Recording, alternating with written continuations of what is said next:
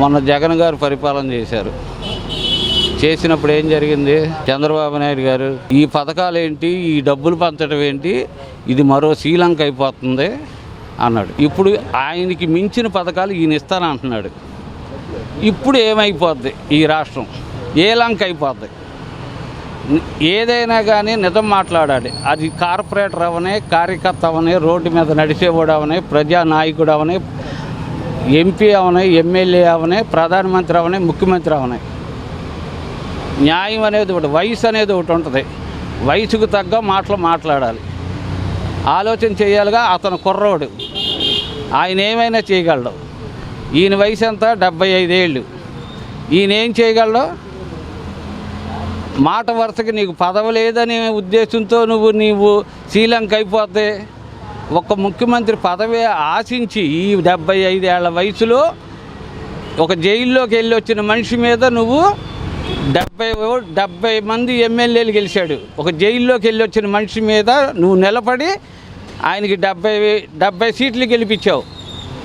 తర్వాత సినిమా ఏమైంది? 51కి వెళ్ళింది.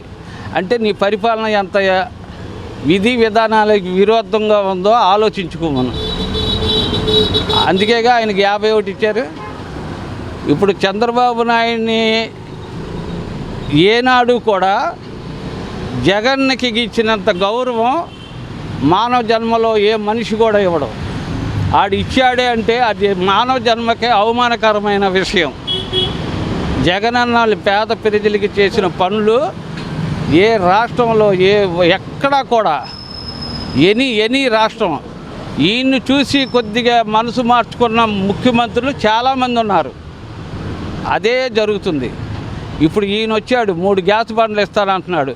మొన్న ఒక్క 1500 ఇస్తాడన్నాడు. ఇప్పుడు 4 పిల్లలు ఉంటే 4 1500 ఇస్తాడంట, 15,000. ఇప్పుడు ఇంట్లో వీళ్ళకి 50,000కి 50 ఏళ్ళకే పింఛన్ ఇస్తాడంట. ఎన్ని సంవత్సరాలకి ఇస్తానన్నాడు పింఛను? 50 సంవత్సరాలకే పింఛన్ ఇస్తాడంట. బస్సులు ఫ్రీ అంట. ఇవన్నీ ఇప్పుడు పథకాలు డబల్ అయిపోయినాయి. ఈ చంద్రబాబు నాయుడు ఏమన్నాడు? మన జగన్ వివరించి చెప్పాడు, ఇక్కడికే నాకు సినిమా కాలిపోతుంది, నువ్వు ఇస్తానన్నవి ఇస్తే దీనికి డబలో నేనే అల్లాడిపోతున్నాను, నువ్వేమైపోతావో ఇక దేవుడే కాపాడాలి, నువ్వు గెలిస్తే మాత్రం అని కొండ బద్దలు కొట్టినట్టు ప్రజానీకానికి తెలియపరిచాడు. ఆ తర్వాత ప్రజల అదృష్టం. ఎంతకన్నా నేను ఎక్కువ మాట్లాడాను సార్. 151 సీట్లు ఇచ్చిన జగన్మోహన్ రెడ్డి 10 సీట్లు పరిమితం అయిపోవడం, అది ప్రజల అదృష్టం. అది ప్రజల అదృష్టం. అది ప్రజల అదృష్టం. ఎందుకని? ఆయన మంచోడా ఈయన మంచోడా తేల్చుకోమని ప్రజలకు వదిలేశాడు. ప్రజల అదృష్టం మీద ఇప్పుడు రాష్ట్ర ప్రభుత్వం భవిష్యత్తు ఉంది.